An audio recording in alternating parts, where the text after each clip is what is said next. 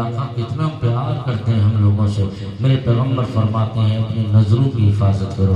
अब हम अपने माशरे का जायज़ा लें, हम भी तो अपने हुजूर का कलमा पढ़ते हैं, हम अपनी नज़रों पर कितना कंट्रोल है, हम कितने अमल करने वाले हैं।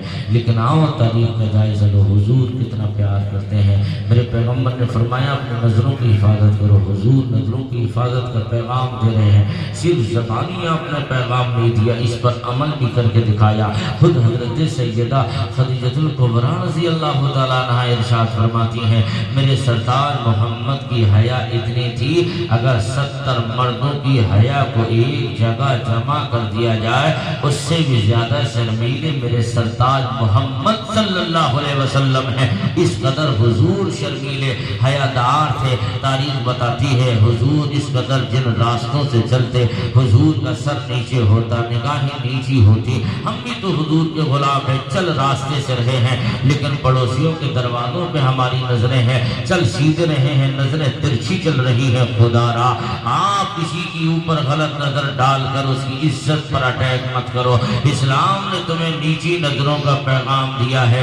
आप नजर उठा कर चलोगे, आप दूसरे की बहन बेटी पर गलत नजर डालोगे तो यकीनन याद रख लीजिएगा हर सूरत में ये कर्ज आपको चुकाना पड़ेगा। हज़रत इमाम शाफ़ी इरशाद फरमा रहे हैं, आप फरमाते हैं अगर किसी ने किसी के साथ बदनजरी की है, किसी ने किसी की बेटी पर गलत नजर डाली है, इमाम शाफ़ी कहते हैं कि अगर बदनजरी का नतीजा ये होगा उसके जीते जी, हुजूर फरमाते हैं उसके जीते जी उस बदनजरी का बदला उसके बाप से, उसकी बहन से लिया जाएगा। अगर बहन नहीं है तो बीवी से लिया जाएगा, अगर बीवी नहीं है तो बेटा, बीवी नहीं है, बीवी नहीं है तो उसकी माँ से लिया जाएगा या उसकी बेटी से लिया जाएगा।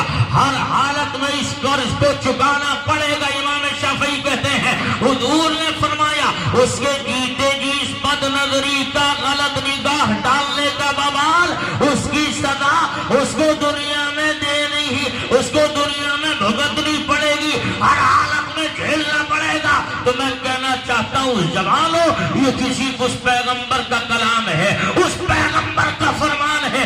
जमीन अपनी जगह से हिल सकती है, आसमान फट सकता है, लेकिन मदीने वाले का फरमान नहीं बदल सकता है। हुजूर फरमा रहे हैं लोगों अपनी निगाहों की हिफाजत करो, अपनी नजरों की हिफाजत करो।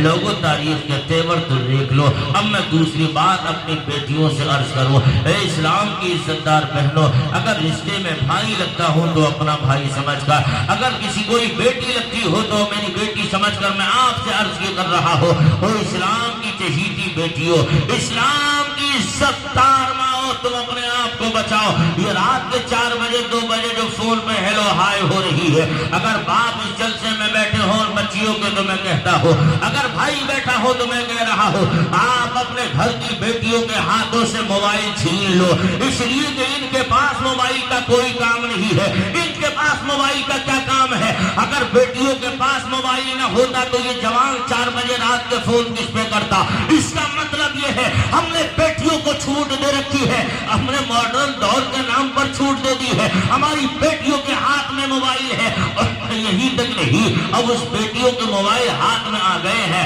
अब तुम्हें मालूम नहीं, यही तो राग है इसका, यही तो मोहब्बत की अंगड़ाइयां हैं, यही मोहब्बत वाला शैतान कानों के रास्ते दिल में घर बना लेता है।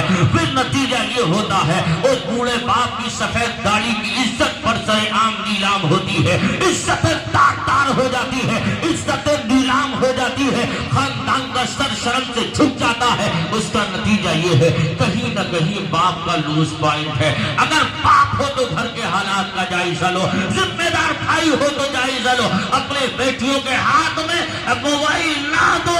अगर देना है तो बेटियों के हाथ में कुरान दे दो, अपनी बेटियों के हाथ में फातिमा की सीरत दे दो, अपनी बेटियों के हाथ में राबिया का किरदार दे दो, ताकि आपकी बेटी राबिया का किरदार पढ़कर जमाने को बताए हालात कितना मुर्खतर हो, कभी बाप की इज्जत से समझौता नहीं किया जाए। बहुत अच्छा पैगाम।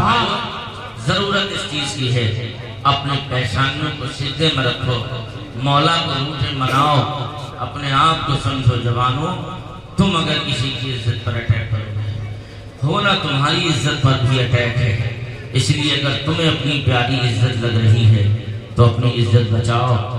جب تم دوسروں کی سلامت رکھو گے تو اللہ تمہاری عزت کی بھی حفاظت رکھے گا، حفاظت فرمائے گا۔ اب بس آخری موڑ پر گفتگو عرس کی تقریب ہے، ایک حدیث شریف، اس کے بعد تقریر ختم۔